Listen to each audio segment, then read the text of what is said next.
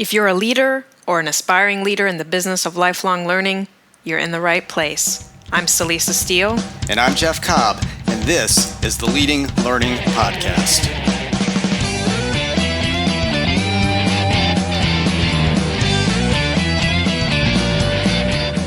Hello, and welcome to episode 120 of the Leading Learning Podcast.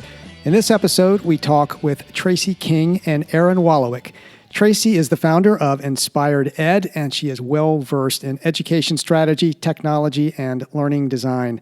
And Aaron is a learning strategist and founder of Event Guard, a professional development consultancy. Together, they're co-authors of an ebook on learner engagement.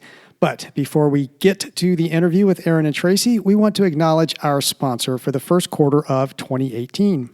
We're very happy to have Blue Sky eLearn sponsoring this quarter. Blue Sky is the maker of the Path Learning Management System, an award-winning cloud-based learning solution that empowers your organization to maximize its message. Blue Sky also provides a range of virtual event and instructional services to help you maximize your content and create deeper engagement with your audience. To find out more about Blue Sky eLearn and everything it has to offer, visit blueskyelearn.com. For the resource for this episode, we're going to point to an ebook by Tracy King and Aaron Wolowiec called Engaging Learners, a guide to successfully designing engaging learning. It's a useful read, and the tactics, tips, and traps near the end are particularly practical.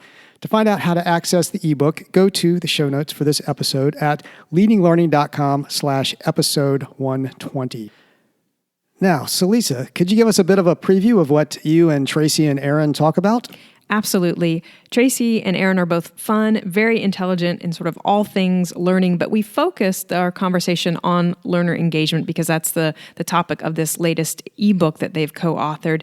We talk about what learner engagement is, but just as importantly, we talk about what it isn't, because part of what they're on a mission to do is debunk the myth conception that learner engagement is getting learners to participate in an activity or contribute to discussion. We also talk about how to prime learners for engagement, and I ask each of them for their top takeaway, what they hope that you, dear listener, will take away from hearing this conversation about the concept and practice of learner engagement. Well, engagement certainly is one of those terms that's had a lot of buzz around it in recent years in the whole field of learning. I know a lot of organizations are striving for it, and I know Tracy and Aaron are very engaging people themselves, so it's nice to have them bringing some clarity to this topic. So let's go ahead and roll this interview with Tracy King and Aaron Wolowiec.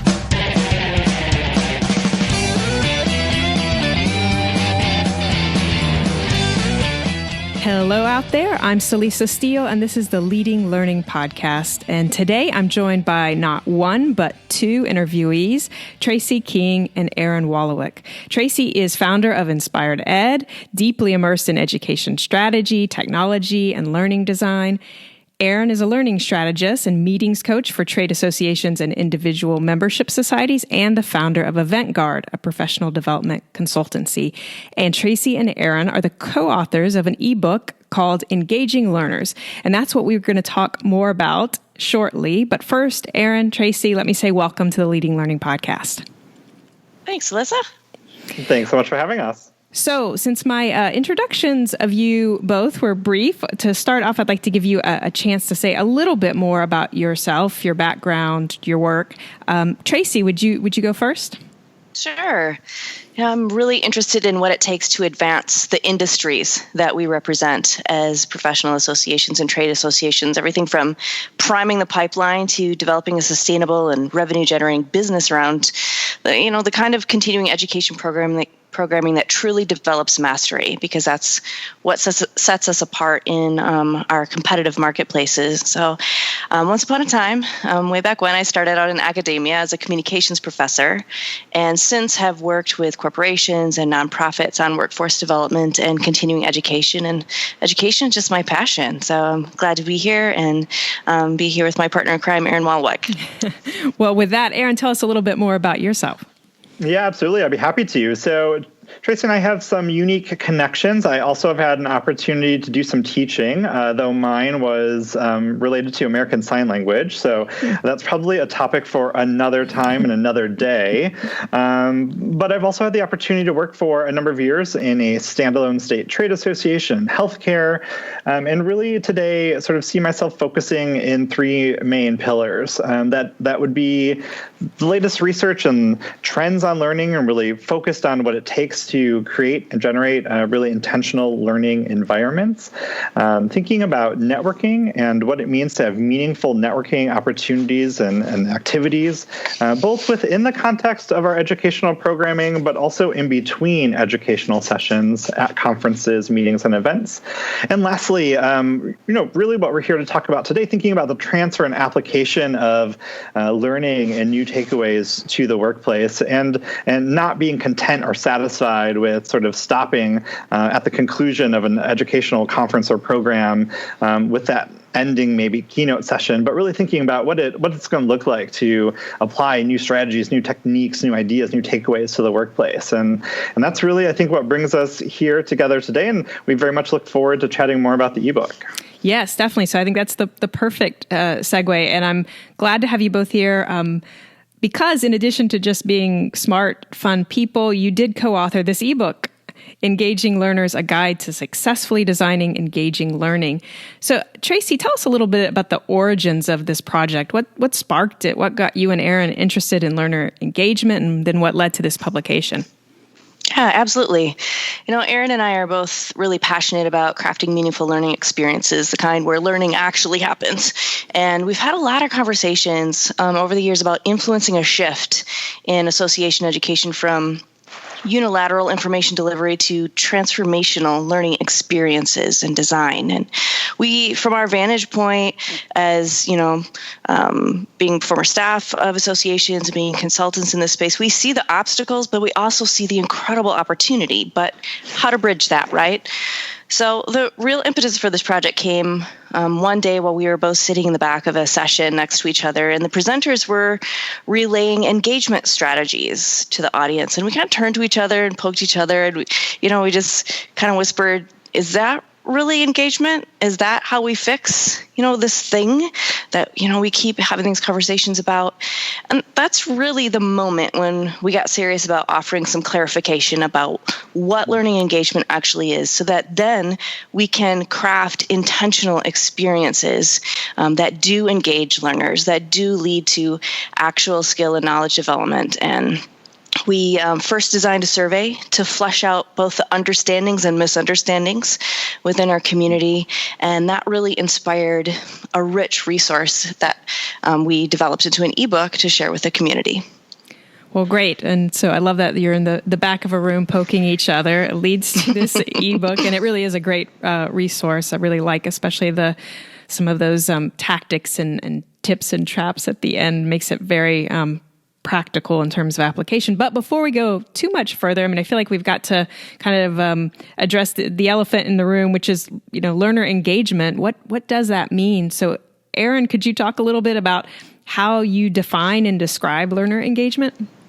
Yeah, I'd be happy to. And I think that, before we dig into the definition and the real meat of what we mean when we talk about learner engagement, I think it's important to sort of pump the brakes for a moment and talk about what we don't mean. I think that as learning professionals, many of us in our very busy sort of worlds within our organizations, we're very eager to get on to the next event, to the next meeting, the next conference, the next project. And we look often to sort of quick opportunities and quick wins. That wouldn't it be easy or wonderful to have sort of a checklist of things that we could just give to speakers and say, do one or more of these things and you would be doing engagement. And oftentimes what sort of populates that checklist in our experience are things that maybe aren't engagement at all. Things like, activities. If you just have an activity in your education session, you must have engagement. Or Or, if you just turn to your neighbor and talk about something, that engagement must be happening. And I think what we found in our research is that is sort of the misconception, is that if we just do one or more of these things, we have learner engagement. I think what Tracy and I tried to do is offer an alternative to that. Certainly not as easy as that checklist, but maybe more intentional, maybe more thoughtful. And we think that learner engagement really comprises sort of three areas or three sections. And first is really that active partnership, that you can't just do something to learners. Speakers really need to have a partnership with learners. And so thinking about how speakers and learners partner to kind of add on this new learning to something that they maybe already have. That part two is really then about personalizing content. So I like to always say that simple exposure to new content isn't enough. That isn't the end goal. That if we're really going to create learner engagement, that we need to help learners personalize new information, new content, new strategies to their own environment, to their own challenges, and see within their own context how they might reconfigure it or apply it in a new and innovative way to really help solve a solution that they're currently facing. And lastly is this idea around application and behavior change. I think that Tracy and I spent some time thinking about this sort of third category, third pillar. And I think that we feel very strongly that in order to have learner engagement, that learners need to be committed to sort of taking this new information to their workplace, to changing themselves and their practice in some sort of meaningful way. It doesn't necessarily have to be a monumental shift, but it's this sort of even micro tweak or micro transformation that will help them do something in a new, potentially innovative way, whether it's to save money or time or resources, or whether it's to be more efficient or effective. But really, that is sort of when you get to that stage in application and behavior change is when we've identified sort of that true learning has happened, that the sort of learner engagement cycle has concluded. Well, that's great. So there are these kind of three parts of learner engagement, that active partnership, that personalization piece, and then that application piece. And I know that in the ebook you quote from Make It Stick, and I've had the pleasure of interviewing one of the authors, Peter Brown, for this podcast. And it's a book we usually emphatically recommend. And the part that you quote is, "The responsibility for learning rests with every individual." And I know we here at Tagoras have been really kind of preaching, promoting for a while learner responsibility. And I know it's something you both believe in too, and that it's this critical part of learner engagement. So Tracy, any suggestions for how learning providers and facilitators and speakers can prime learners to assume the responsibility that they have for their own learning? Yeah, I think there are several things we can do. I think we start by designing learning experiences with a target audience in mind. What brains do we want to attract to this room? I often will reference the fact that Crest has 50 types of toothpastes for all of our teeth cleaning needs, right? One size doesn't fit all for learning either. As our learners are at different levels and they require different content sophistication in order to continue to develop their knowledge and skill in a particular area. So first, we have to understand our audience so that we can design for our audience. And in the ebook, I offer a metaphor of a content knowledge high rise within every brain. And thinking about that can help us consider where our learners are on their journey of mastery. And then, once we've done that, we really need to clearly communicate the intended objectives and the learner level for each session and course so that we can help our learners better self-sort into the opportunities that would benefit them the most. And while we're at that, we should also communicate that we're partners with them in their learning journey, and that we're not doing a conference or a course to them, as Aaron just said, but they're here to confer. They're here to learn. They're here to network and to try to apply new knowledge and skills. Something that I love to also recommend is whenever you can, when it works with the learning pathways that you're offering, give learners something to think about or consume or self-assess themselves in advance of the experience so that you're priming them for where the conversation is going to pick up. It's a really effective way of for brains to get their antennas up and to be ready to dig in. Another thing that we offer in this book, we just really want to challenge associations to choose interactive learning formats that actually support learning objectives. And by doing that, we're shifting learners from a passive to an active learning mode, which is critical. So they know by the very set of the room that they're in, or by the online learning environment that they're in, that this isn't a passive sit back and take it in situation. We're actually going to do some learning. So those choices also signal I have to be an active participant here. And, at the end of the day, we have to realize that it's our responsibility to create an environment that's conducive to learning, to design an experience that supports the objectives that we've set forth. But the learner has to choose to be in it to win it with us, right? We have to be okay with that our role is to facilitate learning. And if we've prepared that environment and designed an experience that can accomplish that, then the learner has to bring the rest to that equation. So you might not win everyone over. Even you might not. Yeah.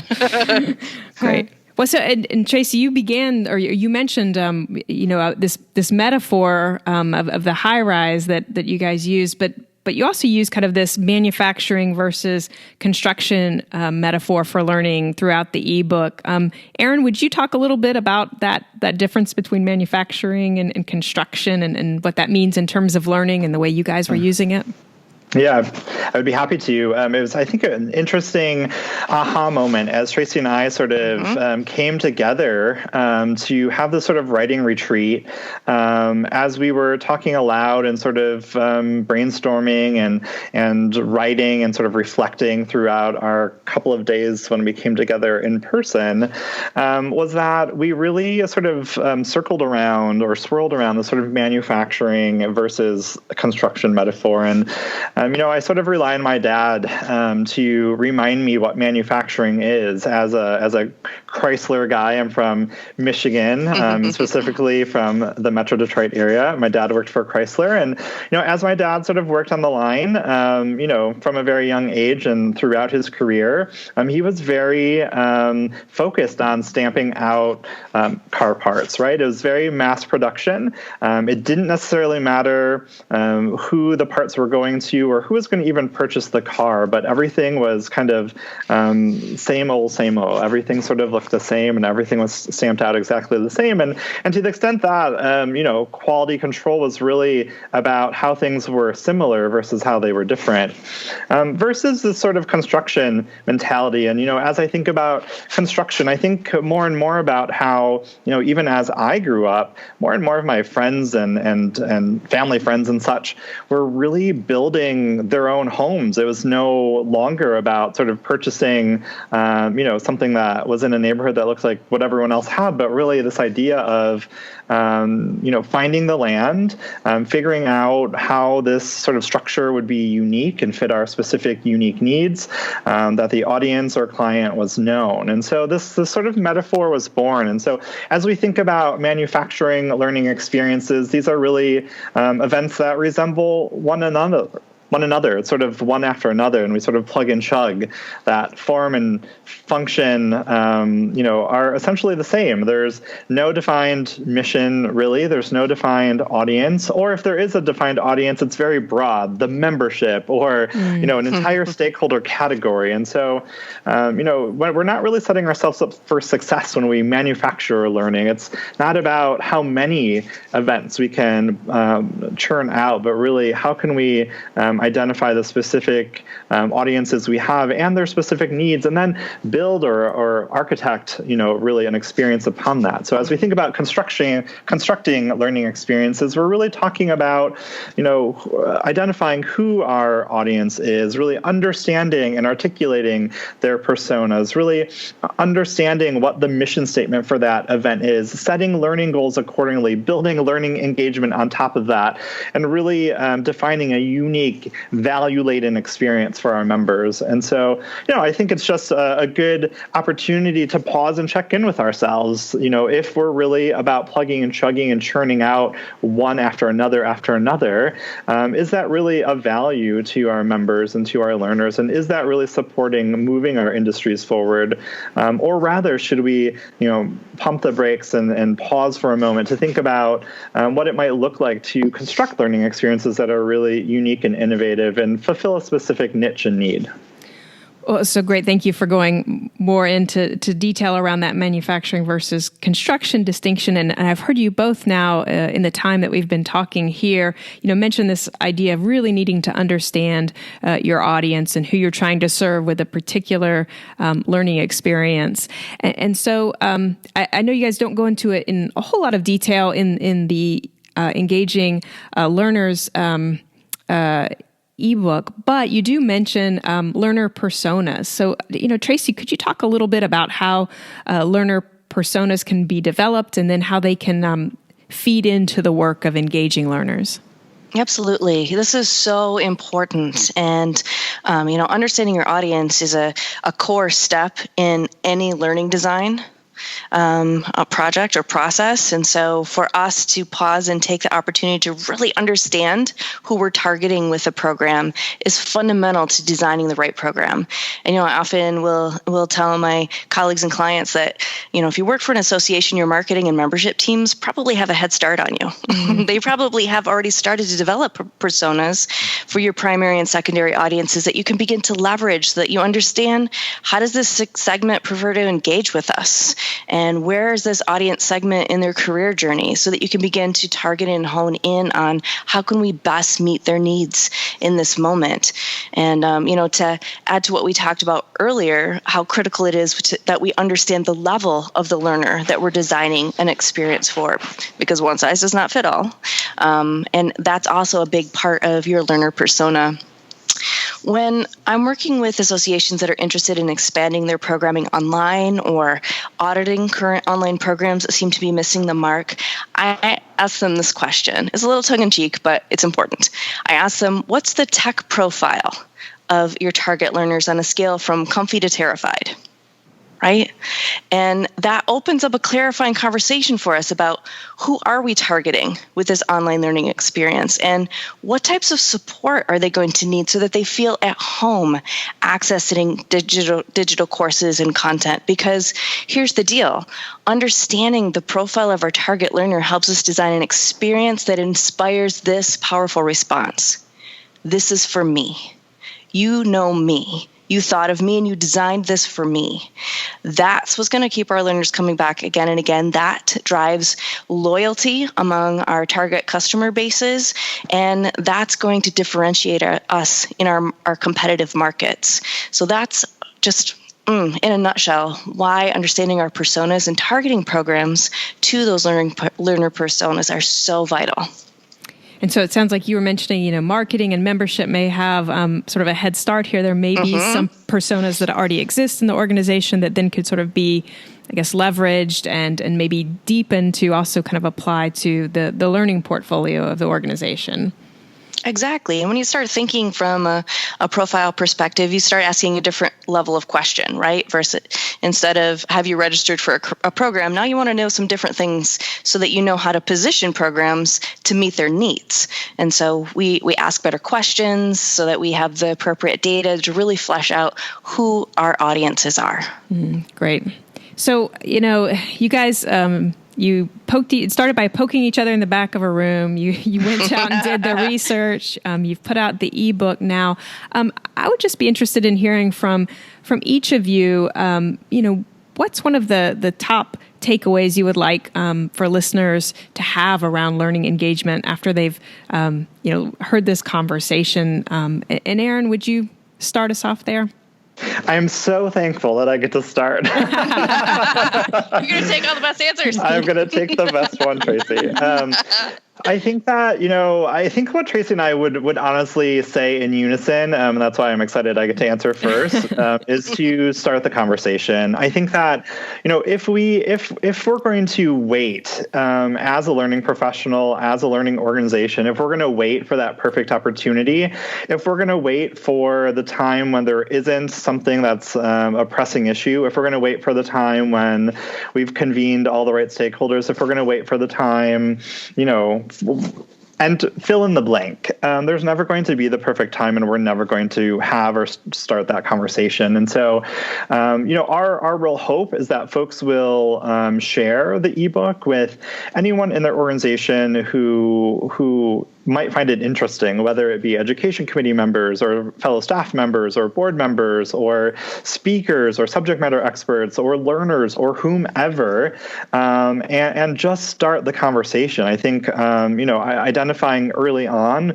what people find interesting or what they don't find interesting, and at least starting there, because I think that, the ebook provides a number of quick start options to get people down the path, down the journey, closer to engagement than they've started. I think that this is one of those journeys to which you never find the end. It's not as though, you follow the yellow brick road and magically you've arrived at the Emerald City, but rather it's a conversation, it's an ongoing conversation that needs to be had. And the more people who come to the table having some basic or fundamental information based upon our research and our interviews and our own thinking, the livelier and the more emphatic and the more productive a conversation folks can have. And so, really my takeaway here is really to find a place to start the conversation and see where it leads you. Mm-hmm. And, the only thing I would add to that is that engagement is possible. Mm-hmm. Something that Aaron and I noticed in so many comments in the survey is that there's an overwhelmed feeling among the learning professionals in the association industry that I know that I need to make a program more engaging, but it just feels overwhelming to get my arms around this and to actually affect change. And, we're just here to say this is possible.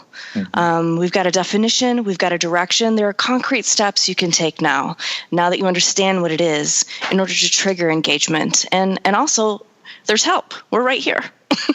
And, Jeff and you also, Celisa, offer so much insight into developing engaging programming that really drives learning. And like Aaron said, just jump into the conversation because we can take this forward together. Well, great. And so I'll ask you, sort of saying, that the top takeaway for listeners, which is, it sounds like it's the message that, this is possible. And so go out there and start the conversation. Did either of you have any ahas or sort of, self-discovery, a takeaway from you from this project, something that you didn't necessarily believe or understand going into it? Tracy, anything that sort of surprised you as you worked through the project? I would say, some of the biggest surprises were in the survey data that, we did expect that there would be some misunderstandings, but, hearkening back to what I just said, some of the reticence and a major obstacle in moving forward is just understanding what next step to take, just so that we know we're taking the right one in the right direction to actually impact our programming. And so that, really stirred a passion in Aaron and I to ensure that we weren't just offering concepts and amazing ideas, because they are all amazing, but also some real practical next steps, some, pro moves for infusing your learning sessions and online learning with meaningful interaction. That's why we have the tips and traps. We want to offer you the tip, but be sure you don't do this, right? So that we don't fall in traps. We understand why we're incorporating these interactions. So we wanted a balance of both to answer this need and the questions and the concerns, so everyone understands why they're doing what they're doing, so they can design with intention.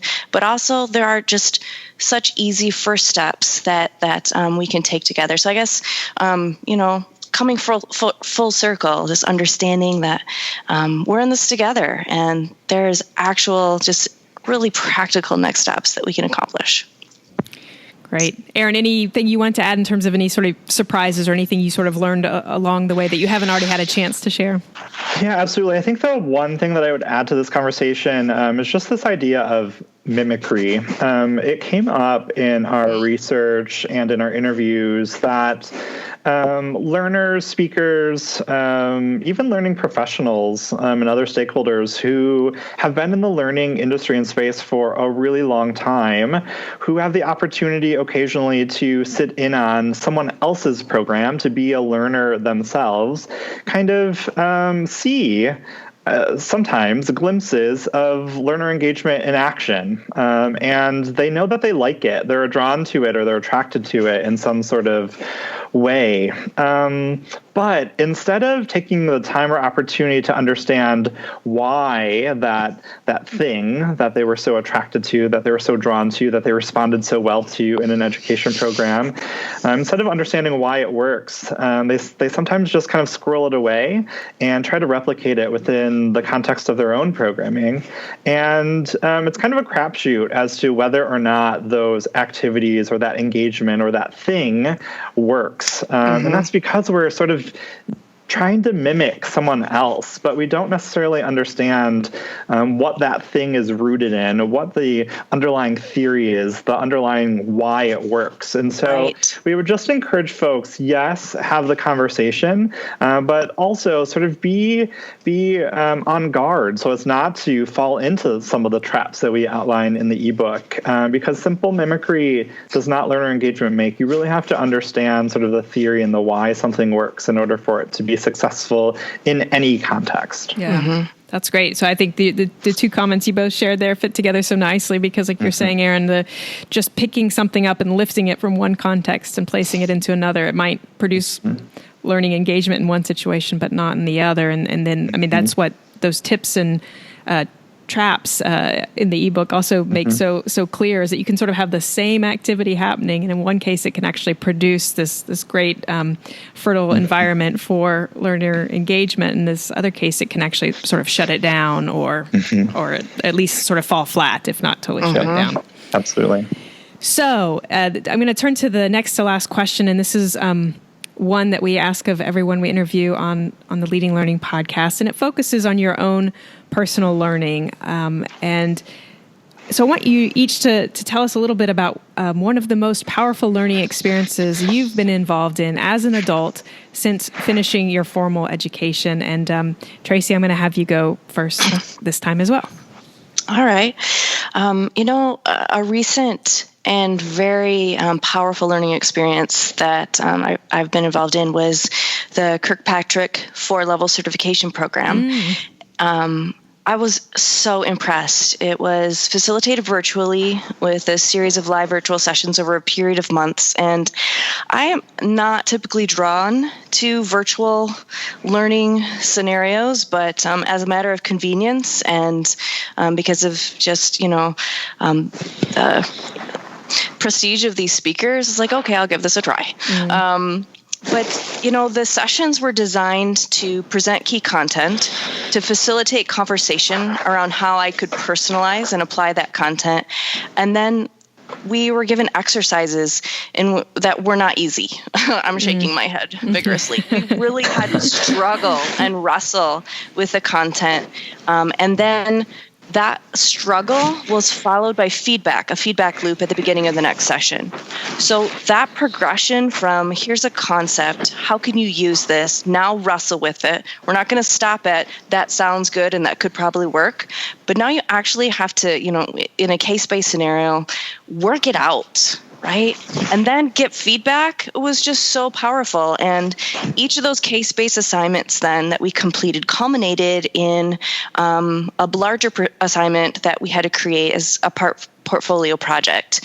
And because we had been practicing the entire time with every single exercise and every single conversation, we had developed the experience that we needed to design a 4-level evaluation plan for a real organization. It could not be, just a case. It had to be for an organization we were working for or with. And So, that assignment was evaluated, and if a student didn't hit the mark, they had opportunity for one-on-one coaching so that they could refine and try again. And, it was truly a skill-based credential then, because when I left, I didn't just know something more about learning evaluation. I now feel confident in developing and designing effective evaluation strategies and tools. So that, for me, by far, has been one of the most meaningful and powerful learning experiences. Wow, that does sound very powerful and very applicable, obviously, to your work. Aaron, how about you? What's been one of your most powerful learning experiences?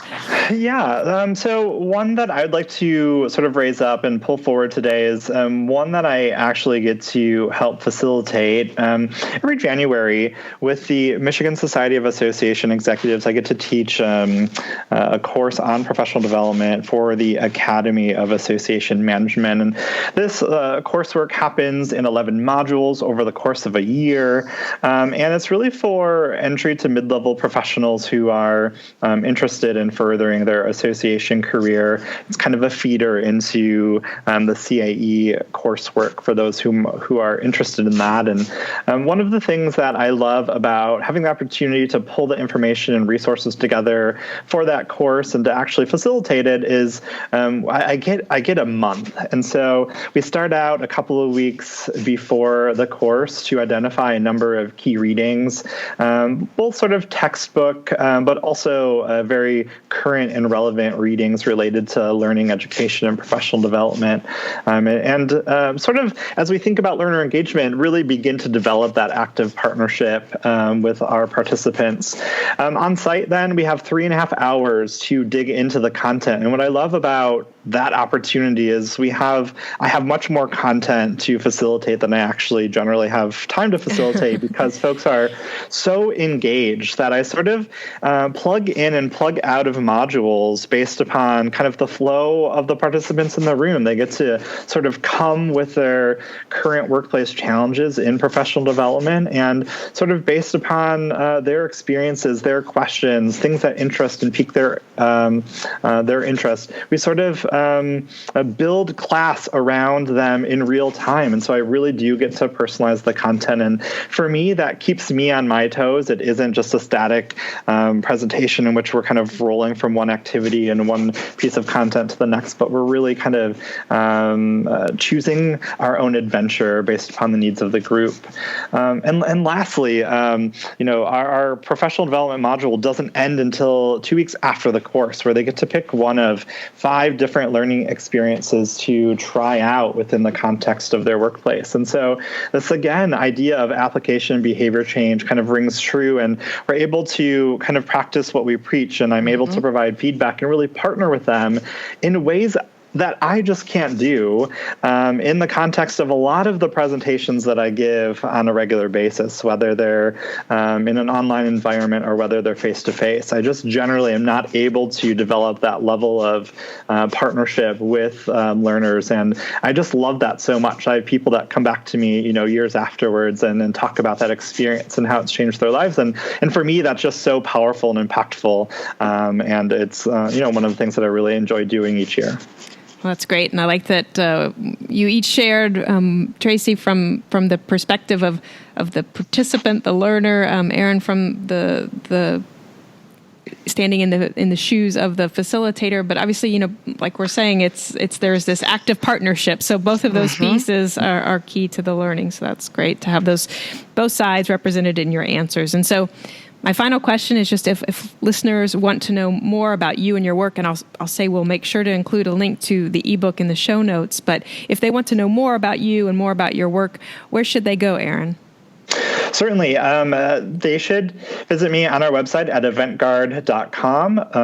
That's event, GARDE.com. Also just say, I won't say a lot, but I'll say that Tracy and I will have a pretty big announcement later this year. And so folks should stay tuned as we'll have a greater opportunity to partner with learning professionals and speakers within the space of learner engagement.